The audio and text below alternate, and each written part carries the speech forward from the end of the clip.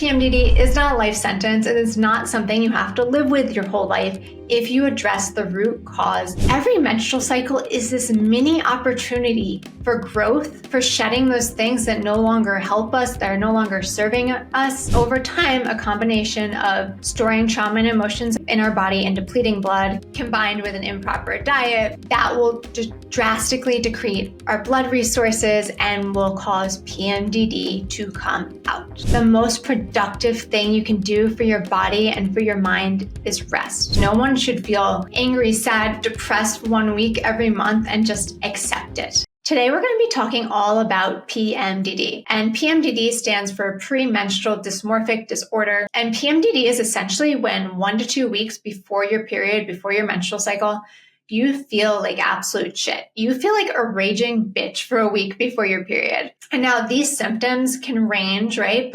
And PMDD can include all PMS symptoms. It can include bloating and breast tenderness and moodiness and all of that. But typically when we're discussing PMDD, we're talking about the emotional aspect of it, right? So a week before your period, you either feel really depressed, really sad, even suicidal sometimes. You can have really deep, negative, dark thoughts. Or you might feel really angry. You might get triggered super easily. It can be a range of emotion. It's not necessarily what the emotion is, but it's the fact that it's heightened during this premenstrual stage, during 1 to 2 weeks before your period.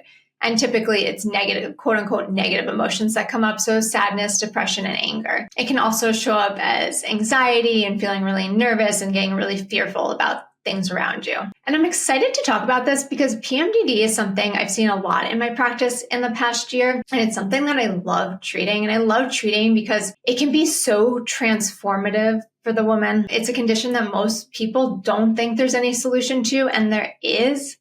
And let me just start by saying, whenever you hear me talk on this podcast or social media, or whether you're working with me one-on-one or in group or any capacity, when I am talking about an illness, a symptom, a disorder, I'm talking about how to treat and solve that illness, that disease, that disorder.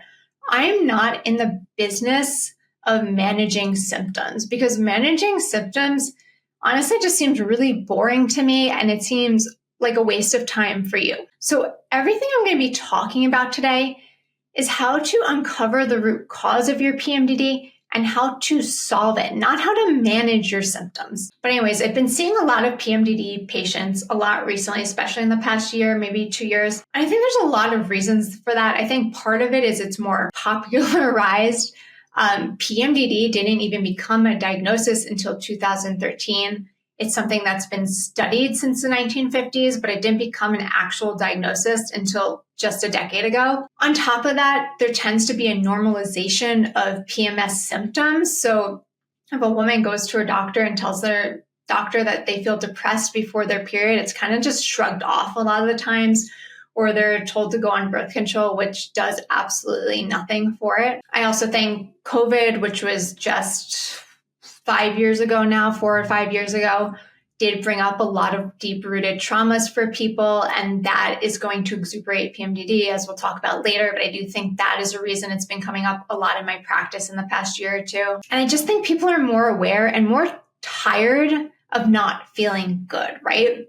Women are tired of their menstrual cycles regulating their life. And honestly, that is a beautiful thing, because no one should feel angry, sad, depressed 1 week every month and just accept it. If I have any reality show junkie fans out there, such as myself, you might have noticed PMDD come up in Love is Blind season 7. And I actually love that because I think that, again, highlighted PMDD, what it is, and how it can really affect personal relationships. So in Love is Blind season 7, which if you don't know Love is Blind, it's where these couples get together through talking through a wall, and that's the Love is Blind part, and get engaged without even seeing each other, right? So this couple gets engaged, and this woman, Marissa, has her menstrual cycle, obviously, during those 8 weeks, and a week before her period, she gets PMS. And I guess her mood is off with her partner, and it really affects their relationship. And I love that in social media and real time highlighted what PMDD is and how it can affect you. Because it doesn't always just affect the woman, it can affect everyone around her, right? It can affect her relationships. It can affect her work. It can affect her partnerships. PMDD puts us in the state where we're not really thinking clearly, where thoughts and emotions come up that do not make sense. And we don't know how to deal with them a lot of the times. PMDD is something I have personally struggled with. It was before I even heard of PMDD. I honestly just thought I was depressed or sad, or I don't know what it was. But I myself have dealt with pretty bad PMDD, pretty severe depression a week before my period, and sometimes even 2 weeks, really severe anger, overwhelm, constantly feeling triggered. And it really doesn't feel good. Nobody wants to feel like a raging bitch. Nobody wants to feel sad and depressed 1 week every month. But the good news is PMDD is not a life sentence. It is not something you have to live with your whole life if you address the root cause and deal with it properly. So first, quickly, from a Western diagnosis perspective, there is no real cause, quote unquote, of PMDD. I mean, the best that Western medicine will tell you is it's a hormonal response to the fluctuation of estrogen and progesterone throughout your cycle. So your estrogen and progesterone will spike around ovulation, and then they'll kind of stay high until a week before your period. And then if you're not pregnant, they dip a little bit, and it's Western medicine doctors will believe that dip of progesterone and estrogen can change your serotonin receptors and cause these negative emotions to come out a week before your period. Honestly, that may or may not be true, but that's still not the root cause, and that information doesn't really solve the problem, because what do we do with that? That's a natural part of a woman's menstrual cycle, is the fluctuation of our hormones. And I've had patients on birth control to quote unquote regulate their cycle and try to diminish the PMDD, and it just doesn't work.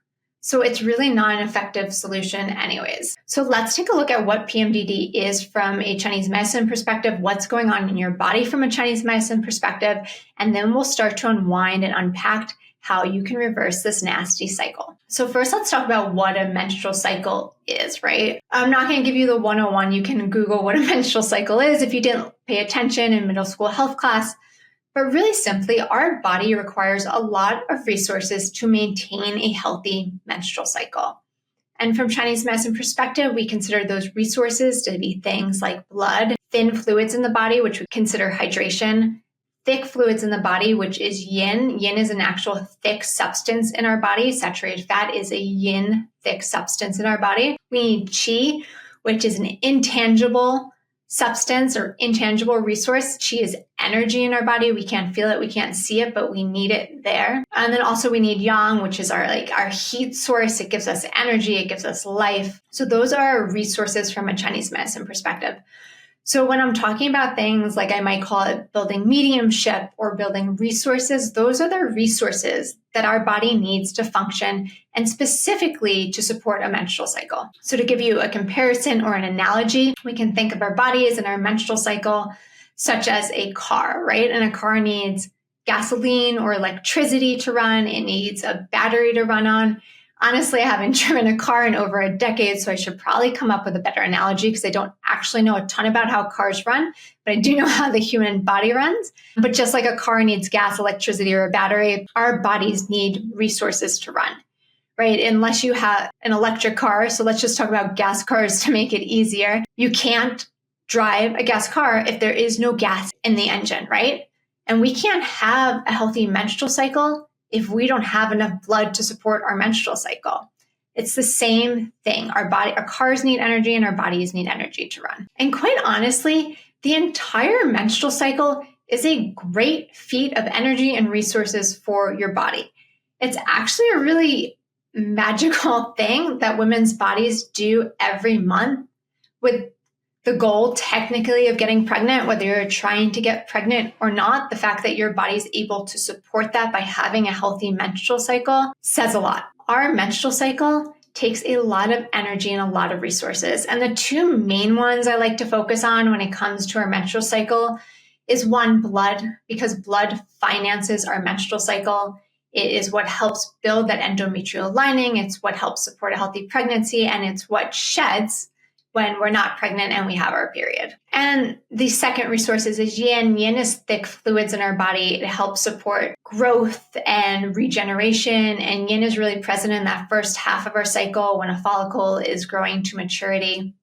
But yin also plays a really important role in our second half of our cycle, the luteal phase, because all sex hormones, so progesterone and estrogen, DHEA, all of those are yin hormones. Sex hormones are yin hormones, right? And so we need that yin to help produce enough hormones for our body to be able to have a menstrual cycle. And especially in the second half of our cycle, our estrogen, which is a very yin substance, needs to stay high. And our progesterone needs to rise also. Our progesterone is considered a hormone, a yin hormone, but there is a lot of yang energy in it. Progesterone is a warming hormone. Our body actually increases in temperature during the luteal phase, and that is a byproduct of the increase of progesterone in our body, right? But we can't have yang without yin. So yin is rest, it's restoration, it's nighttime, it's sleep, it's regeneration. And yang is everything else. It's energy, it's daytime, it's activity, it's exercise, it's work, right? So we can't have that yang, we can't have energy without the rest. So when we're talking about creating a healthy menstrual cycle, we need enough blood to support our menstrual cycle and enough yin to support our menstrual cycle and enough yin to support the creation of yang in the second half of our cycle. And from a Chinese medicine perspective, PMDD does not just happen out of nowhere. You are not just unlucky. PMDD happens because there's a depletion of resources in your body that's not able to support a healthy menstrual cycle and financing the health of your organs and your mind. Specifically, PMDD tends to show up when there is not enough blood in the body to finance the health of our organs, keep our body warm, finance our mind and our menstrual cycle, right? So it's not to say that you're iron deficient or you have anemia. Your lab test may be perfect and you can still have what we call a deficiency of blood in the body or a lack of blood in the body. Your body has all the blood it needs to stay alive, but it just doesn't have enough blood to do that feeling good, right? So we have enough blood to do our activities, to get up in the morning, to exercise, whatnot, but to also support our menstrual cycle and keeping our brain healthy and keeping away negative emotions. We do not have enough blood to support all of that. And now when we don't have enough blood in our body to support all those functionings, our blood tends to stagnate. And our blood stagnates as a way to help support us. Our body is always trying to support us. The stagnation is a way of our body to conserve resources. And then diving a little deeper into this idea of blood, we store our emotions in our blood. And this is a very Eastern medicine thing. It's not something we talk about in Western medicine because the mind-body connection doesn't exist in Western medicine. But in Eastern medicine, our mind, body, and our souls are all connected and working together. And in that perspective, we store our emotions in our blood. We need actual resources and substances to store our emotions, and blood is the main one. Now, when we are depleted of blood, that means we don't have enough blood to hold in all of these emotions. And that's why during the premenstrual stage, all of these emotions will start to come out as our body has started to pull more blood into our uterus to create that endometrial lining and is getting ready to shed more blood. Our body is depleted of the blood it needs to store these emotions. So if you're suffering from PMDD, the most important thing that you can do is to try to build blood in your body. And we'll talk about how we can do that through diet and lifestyle, but first we have to talk about why your blood is depleted in the first place. And for some of you, that could just be because you're not eating a blood-building diet, a diet rich in things like red meat, lentils, beans, cooked leafy greens.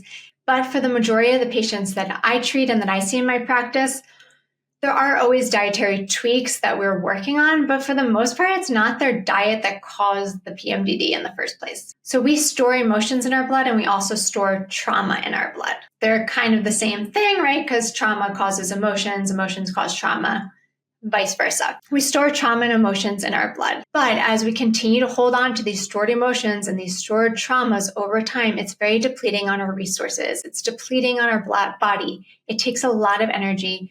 And ultimately, it depletes our blood. So if you have suppressed trauma, that you've been ignoring or you don't want to look at, or maybe you just don't know how to explore it, right? That is going to deplete your body of blood. If you are a person who constantly ignores or suppresses your emotions, right? You don't allow yourself to feel angry normally.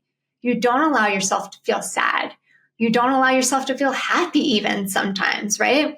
If you're a person who tends to suppress your emotions, that again gets stored in our blood and depletes our blood. And over time, a combination of storing trauma and emotions in our body and depleting blood, and then leading a lifestyle that's depleting of blood, which generally is exercising too much, doing too much intense activity, not resting enough, right? Not balancing that yin and yang energy, combined with an improper diet, that will drastically deplete our blood resources and will cause PMDD to come out. Now, a lot of the patients I see in my practice, not all of them, are not necessarily aware that they've been suppressing their emotions or that they have stored trauma, right? Some of them see therapists, so they think they've worked through their trauma. But the truth of the matter is, you can talk all day about what's going on in your life, what has happened in your life, and you can start to rationalize it in your mind, but there still needs to be an energetic connection to your body, right? So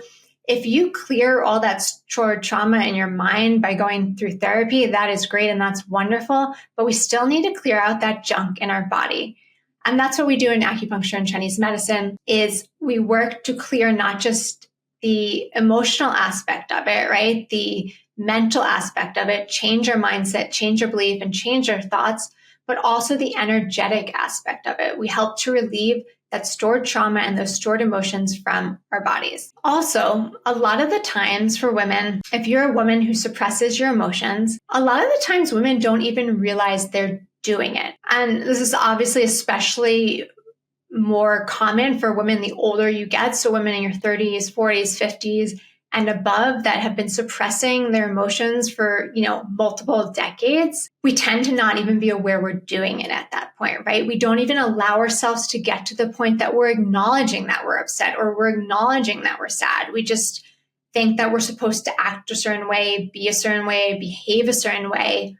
And we don't even allow ourselves to acknowledge the emotions that are coming up. And then they obviously get suppressed into our bodies. Now, a lot of times when you hear people talk about PMDD, when you hear specialists talk about PMDD, they'll talk about the emotions that are coming up as bullshit emotions. And I honestly don't think they're bullshit emotions at all. I actually think it's quite the opposite. The emotions that are coming up during that premenstrual stage of your cycle are coming up for a reason. Every menstrual cycle, and this is a really beautiful part of the woman's body and a really beautiful gift that we get, but every menstrual cycle is this mini opportunity for growth, for shedding those things that no longer help us, that are no longer serving us, and to regrow and regenerate, right? To become a new version of ourselves, even in the most micro sense. So for those of you who are familiar with astrology, or if you're not, I'll give you the 101 on it, but women's menstrual cycles technically are meant to follow the moon cycle in some sense, right? So our cycles are supposed to be 27 to 29 days, which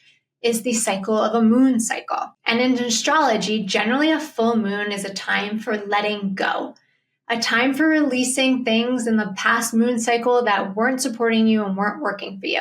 And the same thing occurs in our menstrual cycle. That bleeding period of our menstrual cycle is a stage of our body letting go. It's literally releasing blood that stores emotion. So we are literally letting go of any stored emotions that we don't need. It is our opportunity every month to release and to grow. And those emotions that are coming up in the PMS stage, in the luteal phase, those are coming up to show you what you need to work through and what you need to let go. Now, what happens a lot of the times, unfortunately, is that those emotions are just shrugged off, right? They're shrugged off as, oh, this is just due to hormone fluctuation in my body, right? And maybe there's some of that in play, but we still can't shrug off those emotions. Those emotions and those thoughts are coming up to show us something and to tell us something, showing us that there's something in our life, in our past, in our history, in our current, or maybe in our current and our present, that we need to work through, right? Something that we need to examine, that we need to resolve. mentally, emotionally, and physically. And to give you a real life example from one of my patients recently who we were able to resolve her PMDD. So she had really severe PMDD where this was happening for over 2 years, where every menstrual cycle for a week or two before her period, she would feel severely angry, right? She'd get this rage and she'd direct it towards her partner. When we dug into it, when we dug into her history, that rage had to do with an association to her parent growing up, right? It was unresolved rage and anger from her childhood. And it's just been misplaced to another person, another close person in her life. Now, using the channels of acupuncture, we were able to support and resolve that past trauma, to relieve it from her body, to help her create positive relationships and positive bonds where she feels loved and supported. And when we did that, when we faced what was going on in the past and helped resolve it in the body and also changed that mindset and beliefs behind it, she was able to let go of those feelings. And when she let go of those feelings, the PMDD stopped coming up. Guys, I don't know how many different ways I can say this, but our body is always trying to support us.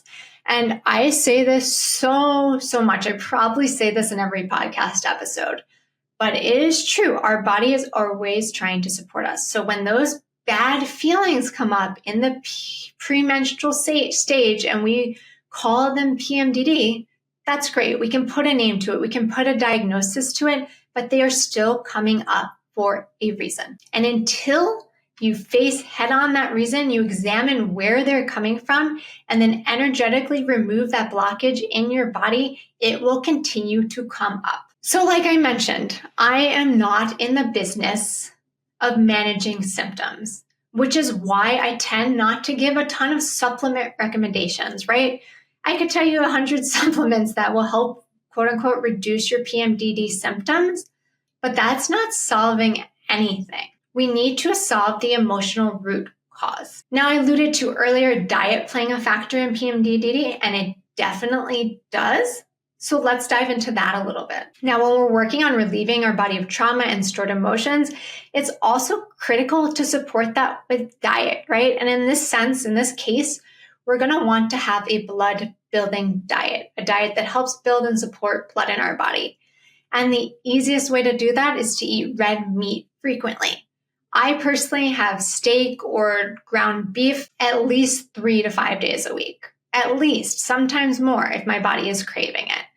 Now, I eat beef because that's what I like, right? If you like lamb, if you like other dark meat, eat that also. But red meat is the easiest way to build blood in your body. And when I'm talking about eating red meat, I'm not talking about sitting down and having a 16-ounce steak in one sitting. I'm talking about having small portions frequently, right? So 2 to 4 ounces, 1 to 2 times a day. Other foods that help build blood in your body are cooked leafy greens. It's really important that they're cooked. Leafy greens are very cooling on our body. We always want our bodies to be warm. So it's important to cook the leafy greens, not just to help warm our body, but to support the digestion of them. Red and black foods also help support the building of blood. So things like red kidney beans, black beans, red and black lentils, berries, blueberries, blackberries, raspberries. I love to eat a big bowl of stewed raspberries. That's a really great way to build blood, to add a little bit more blood building food into your diet. Beets are really wonderful blood building food. Eggs are really wonderful blood building food also. And then when we're building blood, it's also important that we add foods into our diet that help store blood. So we store blood in our liver, and to help move blood. Because again, we don't want our blood to get stagnant. We don't want our blood to slow down. We want our blood to flow freely throughout our body. So in order to store blood in our liver, we want to have sour foods. So foods like lemon, lime, vinegar.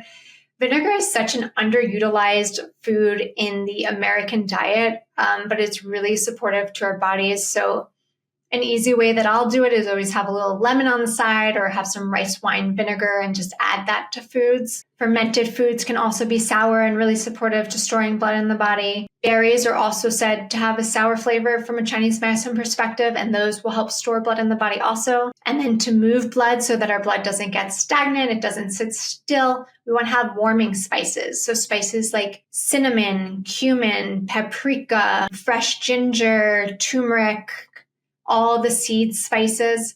So essentially spices that have like a little zing to them, but aren't spicy. So you don't want to have hot pepper. That's too hot. That's not moving, it's drying. And then you want to combine that healthy diet with a healthy lifestyle. So again, balancing that yin and yang energy, balancing that rest with that activity. So if you're a person who goes really hard, right? You do a lot of HIIT workouts, you work late, you stay out late, and then you only sleep 6 hours a night, you are not balancing that yin and yang energy. You need enough rest and recovery to support that energy during the day.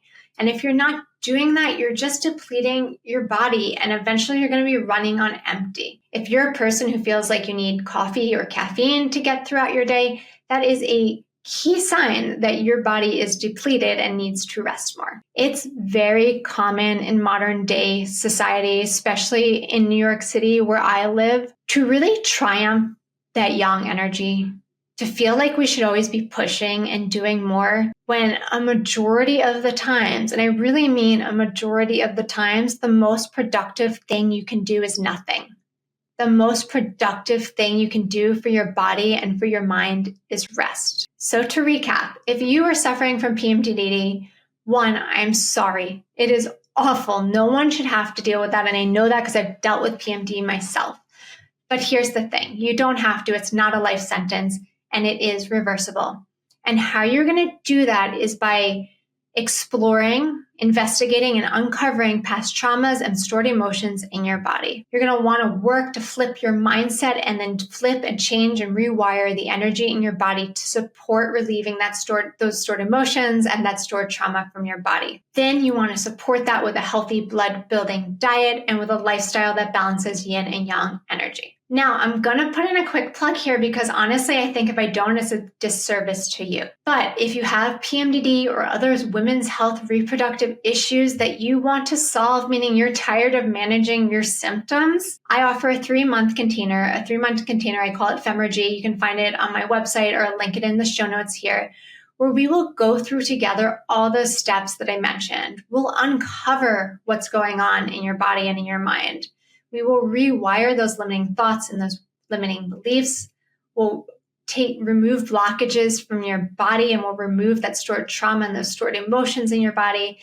And then I will guide you how to support your treatments in your body and your life through diet and lifestyle and mindfulness practices.